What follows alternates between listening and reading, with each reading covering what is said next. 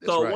one of the questions that one of the gents had was, how was it making a transition from basketball to being an educator, and then even from that to being on the radio? Are there similarities? Woo! What was that transition like?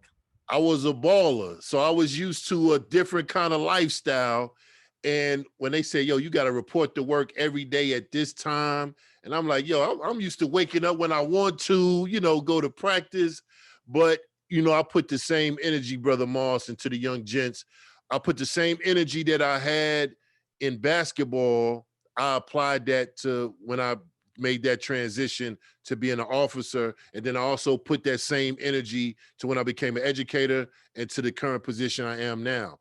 You don't just do something where you just turn the switch on, oh, I'm gonna work hard today, or I'm not gonna work hard tomorrow. It's like, if you really about it, you're gonna be about it all the time. You're gonna always, when people say keep that same energy, Yeah. I am the epitome of keep that same energy. So that transition, it's difficult at first because I went from being a baller to coming into a situation where I'm around people that hadn't been around the world, young fellas. So it was like I'm around people that I had to get to know. So what I did, I got in and started trying to be a brother. There go that word brother again. I'm talking to people. We going out to have lunch so we can get to know each other. Goes back to networking. These are people that I got to work around. So I was always trying to be a brother to my coworkers, and that helped with the transition. But being a transition from the security guard to an educator to my current position, it was smooth because I just went through that transition from basketball to being a security guard.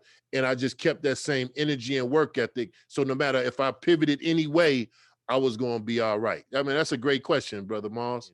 But one thing you always got to remember, the field that I'm in, I always got to show people respect because I'm representing Shelby County Schools every time I meet, from a Money Bag Yo to a Cardi B. I still got to represent and be myself. I can't be like, oh, there go Cardi B. Oh, there go Money Bag Yo. I got to still be professional and do my job. So that's another thing that I learned about from being in school, always be representative of where you came from. So yeah, great question. I love that. I love that. And you brought up that word respect. And so again, one of the things that we did talk about before was we talked about some of the gents and their values and some things they value and how that helps them determine what their purpose is and what their passion is. And one of the gents, they had a list of their values, and one of them talked about respect being a value that was most important to them. So I love Right. that just came out just so organically, because that's what one of the young men said, that respect is, I got to always interact and show up in a respectful way, regardless of who I'm talking to. But like you said, but how can you respect somebody else if you're not respecting yourself? Think about that. How can I respect somebody and I don't respect myself? But if I can respect myself, whether it's the president, if it's Obama, or if it's the janitor, I'm gonna show them both the same level of respect. I'm not gonna get, oh, this person, and then I look at the janitor, I'm gonna look, oh man, that's just the janitor. No, I'm gonna treat him the same energy that I would treat the president of the United States. So also been trying to expose the young men to just, oftentimes they have their mindset on, the NBA, the NFL players, but trying to expose them, and that there are so many more careers that are in the Yes. field of media that we don't necessarily think about. And so in your experience being on the radio, being a videographer, all that you've gone through and all that you've seen, what are some careers that are out there in the world of media? I'm gonna come with this one. People that like shoes, like Jordan. I know the young gents like shoes, like Jordans. It's people that get paid to go shop for Jordans and look for Jordans, like sneakerheads. I think they call them now. Sneakerheads. So they finding out, they studying when was this shoe released, what color is this. They had this. They got jobs for you. If you like fashion, they got jobs for you in media. Oh, it's so much. You like to take pictures with your camera phone, right? You like to talk on your phone. You like to shoot video. You like to talk on the microphone, podcast. In just media alone, it's so many areas. You like to DJ. I got DJ equipment that's right here behind me. You can't see it, but it's so many different avenues that you can go. And some people don't want to talk on the radio, but they can make a fire beat.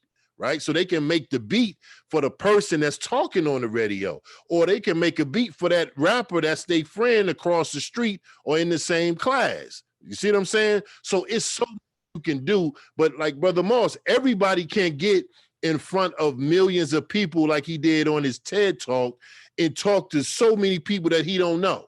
But he did it, right? That's something he don't have a problem with being on a microphone. Some of you are like, man, I don't want to be on a mic, but I want to hold that camera.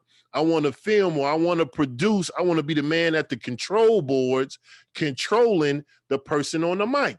So it's so many areas of being in radio. And also, if you got a good voice, I know some of y'all probably got a deep voice when you in the shower or you on the phone talking to that friend of yours.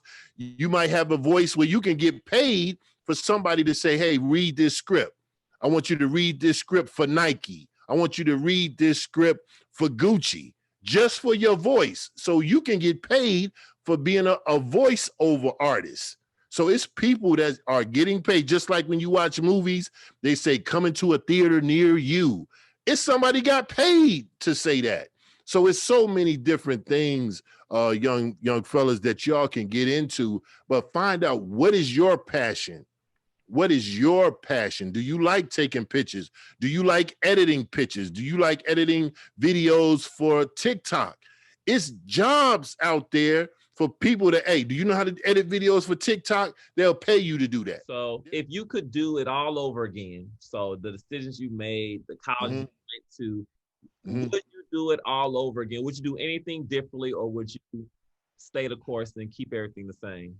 To be honest, I wouldn't change nothing, because if I would have changed one thing, I may not be able to be here to talk to these young men.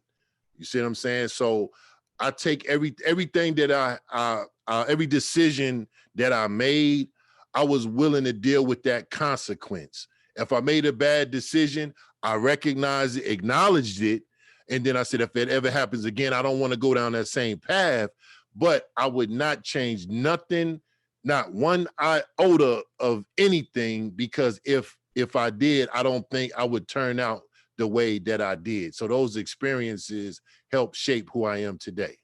I love it. And what would you say was one pivotal moment that helped you define your success? Or is that moment still emerging? Like, you just tell me, looking back over your career in general, was there a moment that you feel as though was pivotal to getting you where you are today? I say it was two things. One, when I was on the radio, and it was a leader in the city, Burnell Smith, who had passed, and he was with the Tri-State Defender. He owned Tri-State Defender. And something said, open up the phone lines to, let people call in and say some good words about the brother. And when I did it, Brother Moss, I only planned to do it for like 5 minutes. And I didn't know if anybody was going to call, but the phone lines blew up and people were calling in saying all these words that his wife called in and said, yo, I want to let y'all know the funeral arrangements and everything. And I had no control over that. So that let me know that I had the ear of the community. So from that moment, I never stopped thinking about the community. I always wanted to be on this microphone saying something to uplift and inspire and motivate. Just like anytime Brother Mars got his recognition, I made it my point to make sure I brought him on so that we can share, let the city know we got somebody right here in the city doing big things. So that was the one thing. The second thing is going out to Apple headquarters in Cupertino in California to be on that spaceship that came out of the mind of Steve Jobs. So y'all like Apple phones and all of that and their computers, but to be able to go on that spaceship and see his mind, or what he had in his mind manifested, it changed my life and how I want to be as a leader. Because he said, Brother Mars, he said he didn't want to be better than the competition. He just wanted to be different. And from that moment there, that's helping me from that moment to this. That's how I want to be. I don't want to be better than the next person. I just want to be a little different.